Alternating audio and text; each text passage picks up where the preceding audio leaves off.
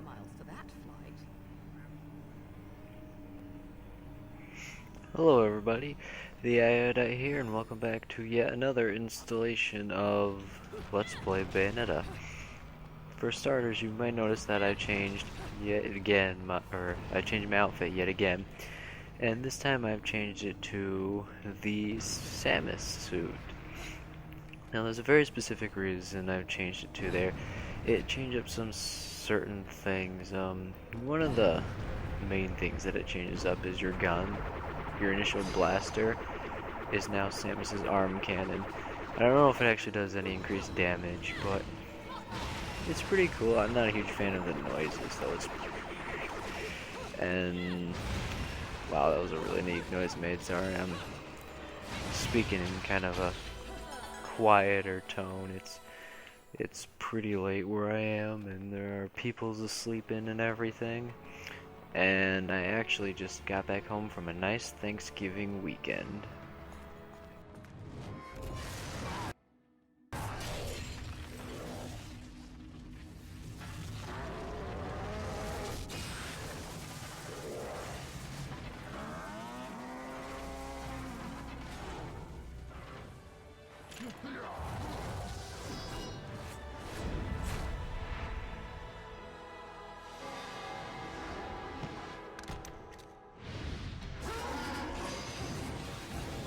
Alright, these guys here are some of my least favorite enemies in the whole game.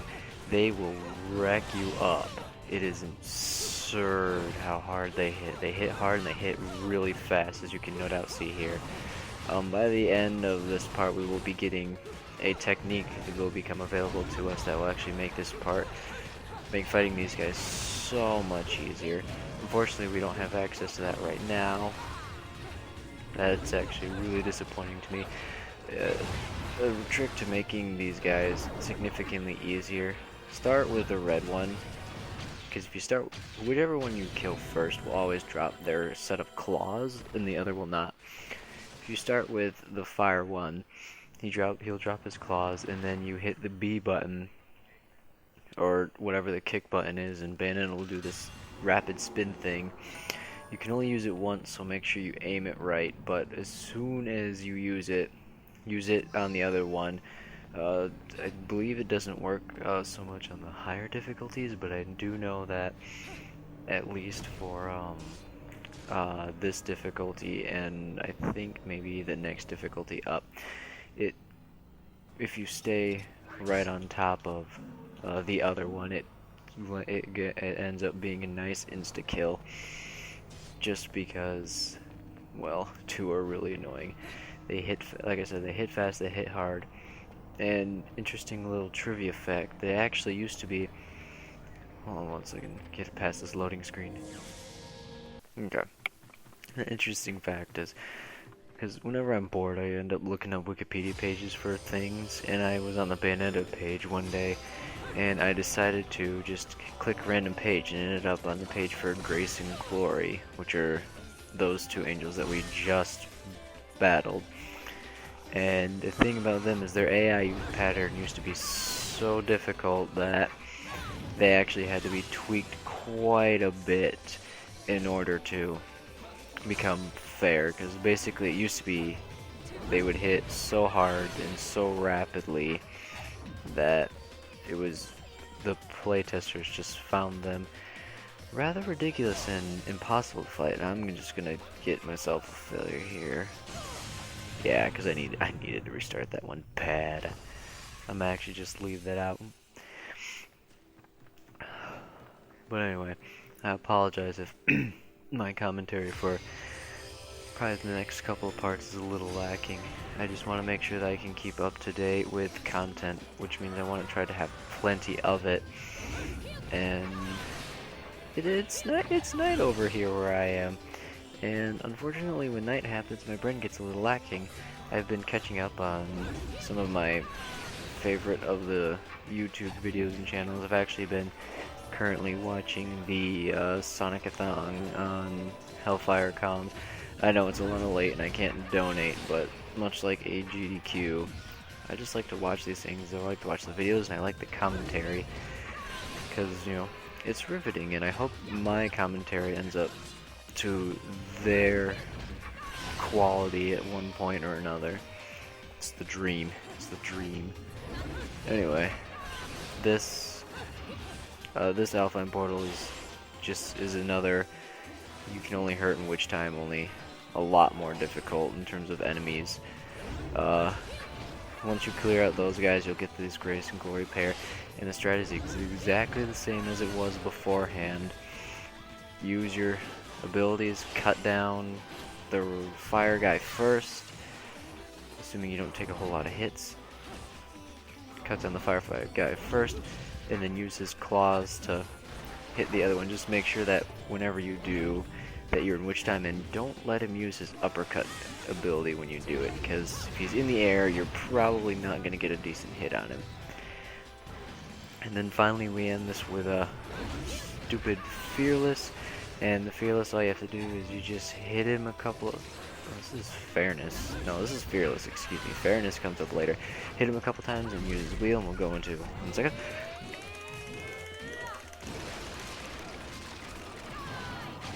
Yeah, that's exactly what we do.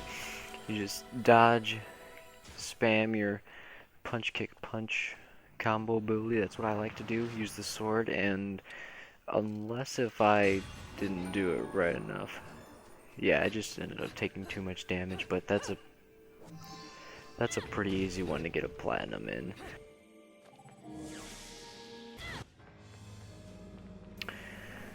I ended up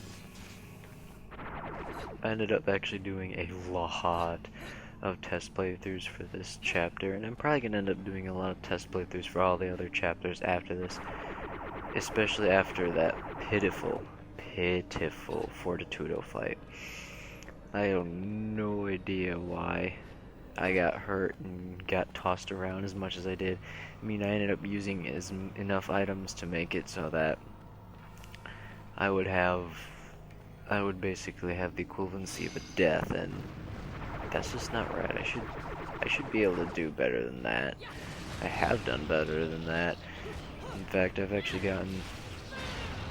never gotten pure platinum on that one, unfortunately. I can't seem to hit him without taking some bit of damage. That's pretty much what my goal is for working with those guys. Anyway, but I digress. I might show off a video of like a redo. I don't know, I'll have to think about that. I have to try to not think so far ahead and hopefully limit most of my extra videos, because I have a couple planned, but I'm not exactly sure what all is going to happen with that.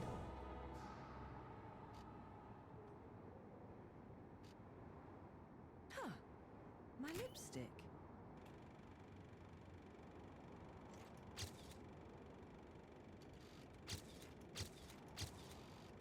Nothing. Damn. What the? I've often seen a girl without lipstick, but lipstick without a girl? Most curious, isn't it, Cheshire?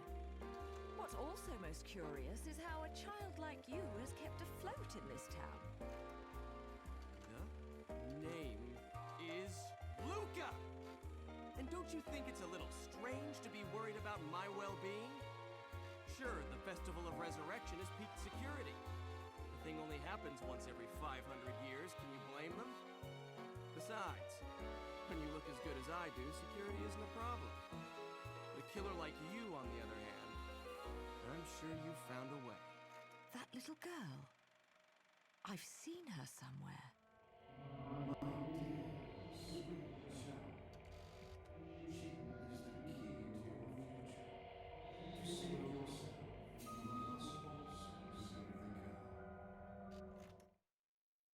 Hey, don't go freaking out on me.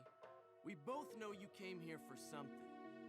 But what you don't know is the closer you get, the harder it's gonna be for you to get away from me and what you've done. You'll have to fess up to it all. I can't wait for you to get your hands on whatever it is you're after. Let me guess. You want a cut?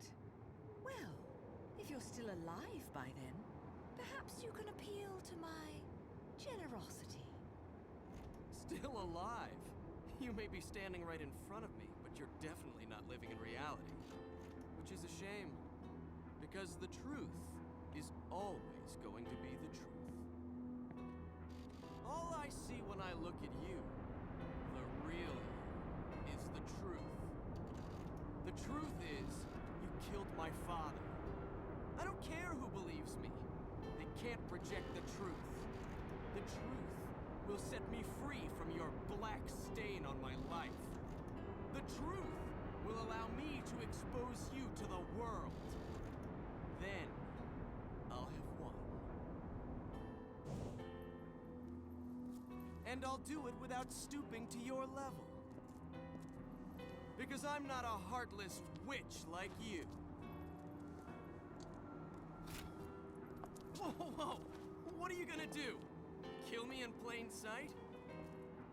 Go ahead. It would only prove everything I've said about you. Well, that and sadden the hearts of a number of young ladies.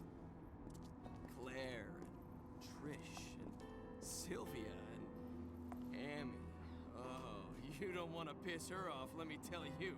Hell hath no fury.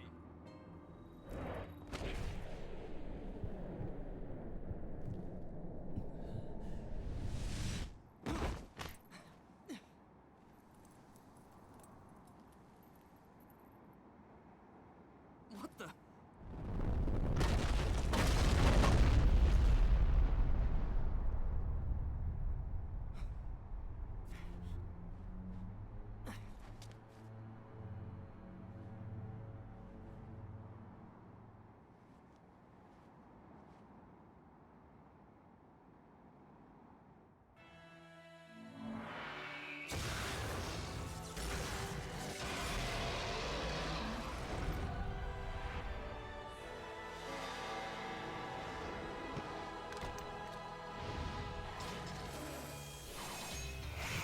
Alright, so for those of you... Oops, I didn't mean to do that.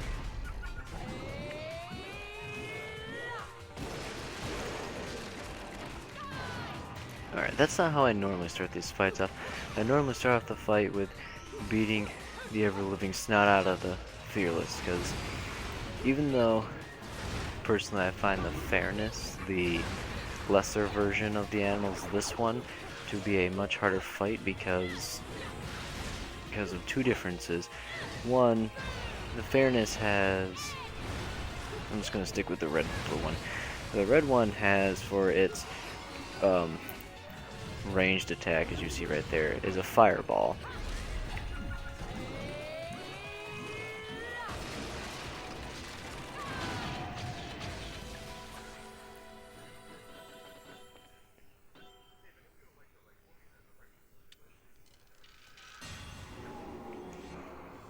I just wasn't sure if there was a cutscene there. The red one has a fireball attack for its ranged attack, and it also has an ability that it's kind of tricky to dodge. You don't get witch time for dodging it, and if you don't, it basically stuns you for a while, and that's pretty much when it lands out a nice little fireball or a charge attack or something like that. The Fairness does not have either, or the Fearless does not, the blue one does not have either of those. Instead, what it has is, instead of a fireball, it has a giant blue laser beam, which I do not believe you can get witch time from dodging it, but it's much easier to dodge.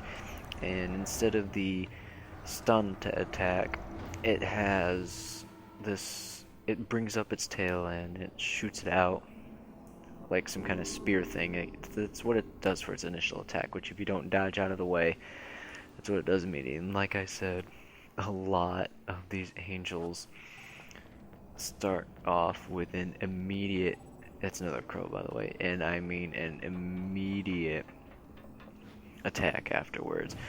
So it can catch most people off guard. I think it's kind of annoying, honestly, especially for those first-time players who have no idea what they're doing. They're just watching the cutscene, you know. Maybe they've put the controller down to relax, and then all of a sudden, BAM! The enemy is struck, and it hurts.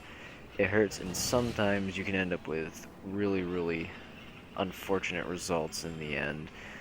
I've had a couple of them where I put my controller down because I forget there's an attack coming up, and then they end up doing attack after attack, and then I can't follow up very well, and it's just frustrating as crap.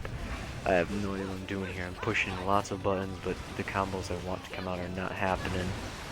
That, unfortunately, is also a result of using these guys.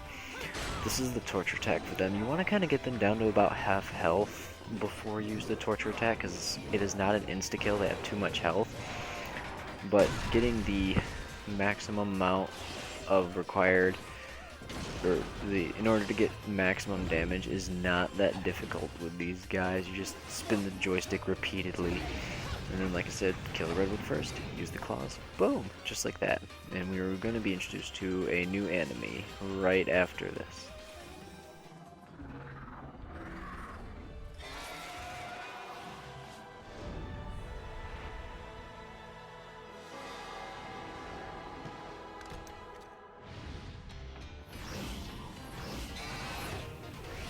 Yep, you gotta get a dodge right there because, like I said, from now on, pretty much any enemy is gonna start with an almost immediate attack.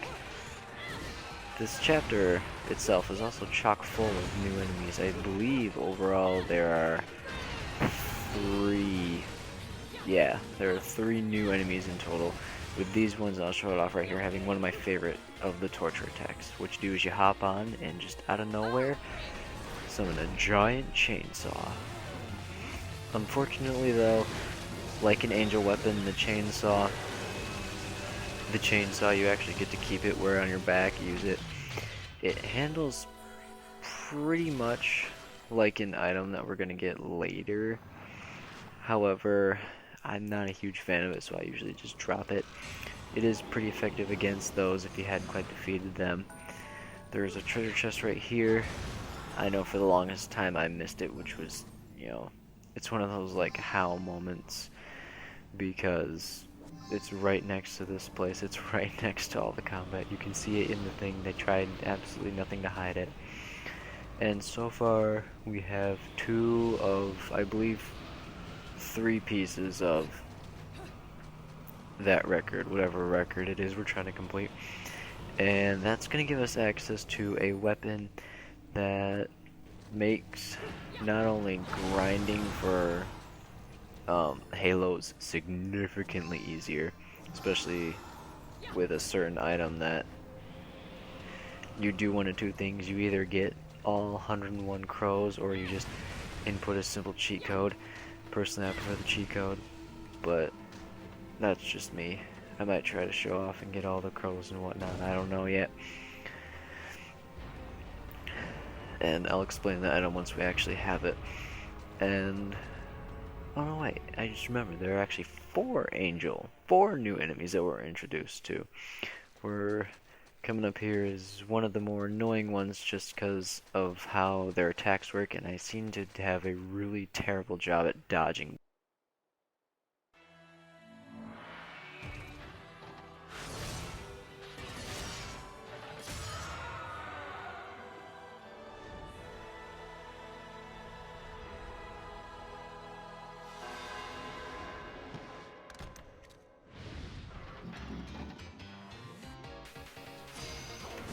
Alright, this is the R door. Apparently they decided they were going to start off with an attack I had never seen before. But they're not the most basic enemies, but in terms of appearance, they appear quite frequently. And they're rather low on the tier list though. And by tier list I mean just the ranking, the hierarchy of Laguna. I don't like him. That attack right there especially, I can never get the timing down. And then just like the larger version of the basic enemies, they just hit all of a sudden, and they just kind of hit out of nowhere as well. So they can be a really frustrating fight. I'm also not really good at keeping up a combo with them, but I've learned tips and tricks on how to actually keep up my combo just through playing the second game.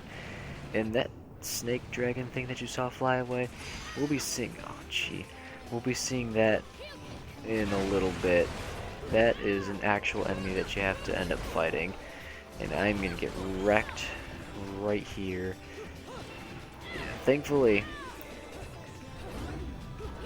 after this chapter we get an item that will make it essentially makes the game easier, especially for me, because it's that bat within power. It gives you an extra, just that extra moment of dodge that I really, you know, have no idea how much I use until I lose it.